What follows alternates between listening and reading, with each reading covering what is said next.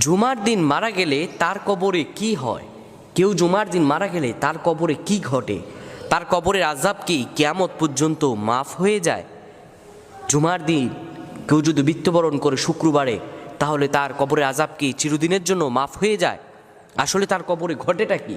প্রিয় বন্ধুগণ আমার, এ বিষয়ে আমাদের ব্যাপকতর প্রশ্ন রয়েছে এবং এও প্রশ্ন রয়েছে, জুমার দিন কেউ মারা গেলে সে কি সরাসরি আল্লাহর জান্নাতে চলে যায়?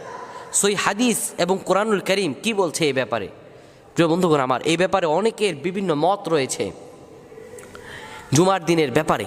তাই জুমার দিনের সেই মূল রহস্যটা আজকে উদ্ঘাটন করব ইনশাআল্লাহ। আপনারা যারা শুনছেন সবাই এগুলো সবার কাছে ছড়িয়ে দিবেন এবং শেয়ার করে দিবেন। হে যুবক বন্ধুরা, তোমরা এই ভিডিওটা শেয়ার করে দিবে এবং যারা দেখছেন ভিডিও হচ্ছে সারা বিশ্বের মানুষ দেখবে, সবাই এই বিষয়টা জানা আশা করছি খুবই গুরুত্বপূর্ণ। প্রিয় বন্ধুগণ আমার, আল্লাহ রাব্বুল আলামিন জুমার দিনের ফজিলত এমনভাবে পবিত্র কোরআনুল কারীমের মধ্যে দিয়েছেন। জুমার দিনের ফজিলত আল্লাহ রাব্বুল আলামিন সুনিপুণভাবে পবিত্র কোরআনুল কারীমে দিয়েছেন।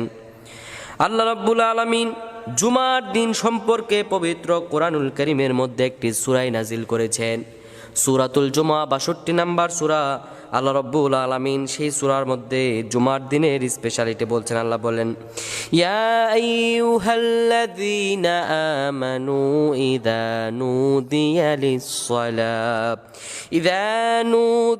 লিস-সালাতি মিন ইয়াউমিল জুমআ ফাসআউ ইলা যিকরিল্লাহি ওয়া দারুল বাই', যালিকুম খায়রুল লাকুম ইন কুনতুম তা'লামুন।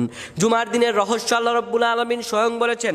সূরাতুল জুমা ৬২ নম্বর সূরার ৯ নম্বর আয়াতে আল্লাহ রাব্বুল আলামিন আমাদেরকে জানিয়ে দেন, আল্লাহ বলেন, ও হে যারা ঈমান এনেছো, যারা নিজেদেরকে ঈমানদার হিসাবে দাবি করো, যারা নিজেদেরকে ঈমানদার মনে করছো, শোনো।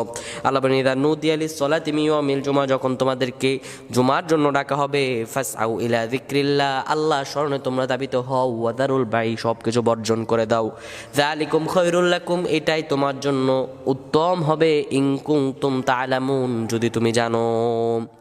আল্লাহ রাব্বুল আলামিন কোন জিনিসটা কল্যাণকর হবে তা আল্লাহ তাআলা স্বয়ং আমাদেরকে জানিয়ে দিয়েছেন।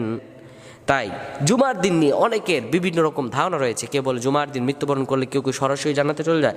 এই ব্যাপারে আসলে সঠিক বর্ণনা কি? এবং জুমার দিন সম্পর্কে রাসূল কারীম সাল্লাল্লাহু আলাইহি ওয়াসাল্লাম বলেন, কেউ যদি জুমার দিন খুব সকালে গোসল করে এবং মসজিদে যাওয়ার জন্য নতুন উত্তম কাপড় পরিধান করে এবং জুমার দিন সকালে কেউ যদি বের হয়ে যায় জুমার নামাজ পড়ার জন্য, যদি রওনা হয়, তার প্রত্যেকটা কদমে, সহিহ হাদিস, তার প্রত্যেকটা কদমে